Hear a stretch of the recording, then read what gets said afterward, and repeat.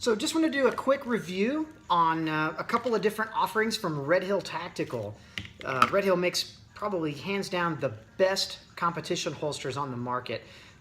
They've been building double layer holsters like this. It's 2 layers of Kydex that are sandwiched together for quite a few years now. I've been running one. This is my 3rd season.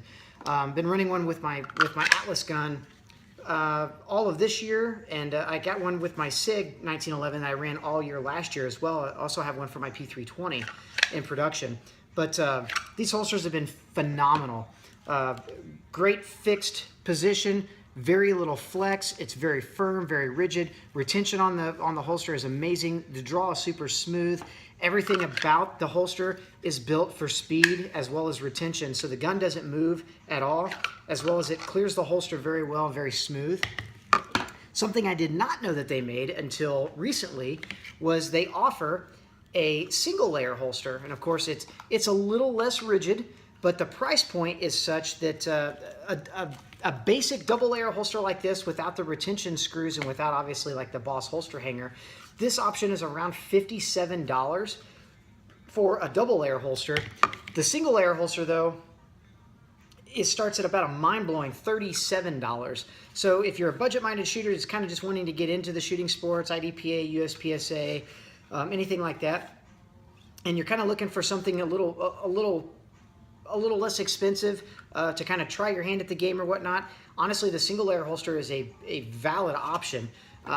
Fit and finish is just about like the double layer. Obviously, just it's a little less rigid, so there's a little more movement in the holster. But draw and execution of the details and everything, draw of the gun, and fit and finish is all the same. Again, this is a tremendous value though, at $37.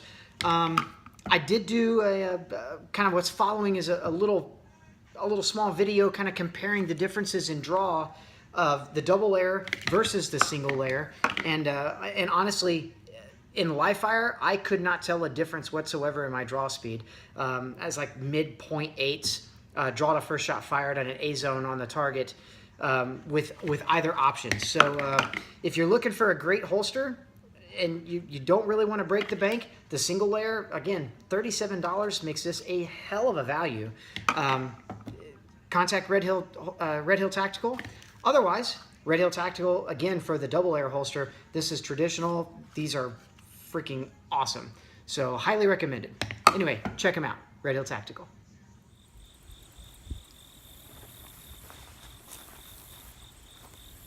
Okay, I'm going to do 5 draws with the traditional double layer holster that I use from Red Hill. As you can see, it really holds the gun good and firm against the belt. There's not a whole lot of flex or anything like that.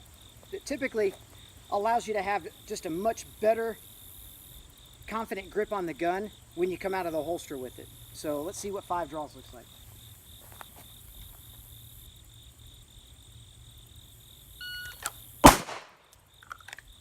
.86.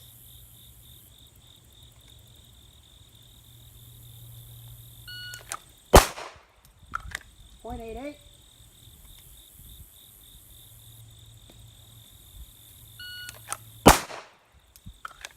.89.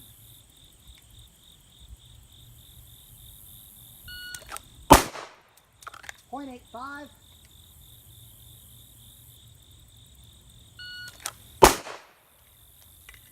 .86. And those are all A-zone hits. Just a little high in the A-zone, but all A-zone hits.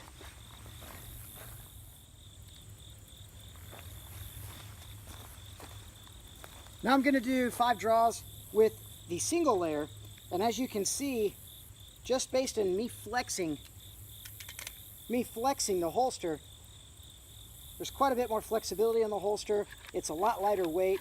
The draw seems to still be pretty good in it, but I suspect that I might have just a little bit of influence with that flex on my grip, but we'll give it a try and see what happens.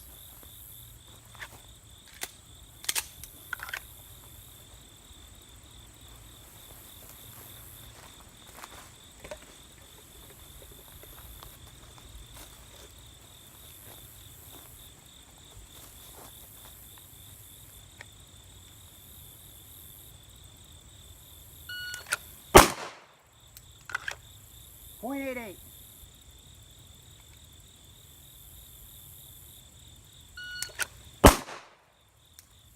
.89.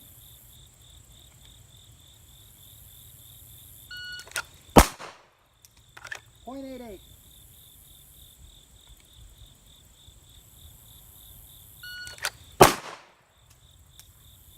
.80. That's a little high. It's up in the neck. Weird grip on that one.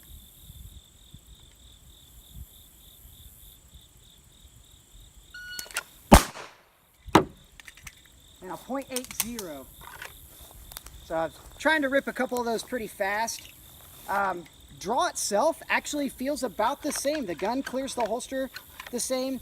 The outer construction and the construction of the holster itself, other than the fact that it's not double layer, so it's not near as rigid as the double layer holsters, the single layer actually is a player in the game. I mean, I don't see any problem with it other than, like I said, just a lot of movement, especially like if you did 3-gun or IDPA or something where you might have to move around a lot without the gun being drawn. You can see there's a lot of movement back and forth with the gun. So I prefer the double layer holster over the single layer just because of this rigidity. I've been running one now for a couple of seasons, and the thing is absolutely, the retention is on par to just exactly how it was when I first bought it to now. I don't see any differences whatsoever in it. The single layer I could see definitely starting to maybe degrade over time, especially if you get super aggressive with it. You know, the thing about the single layer even is that Red Hill offers the same options. So, you know, the really cool carbon fiber look, whatever color, you know, whatever kind of cuts and configuration that you want, I'm sure he can definitely make it work. So check out Red Hill Tactical for all your holster needs.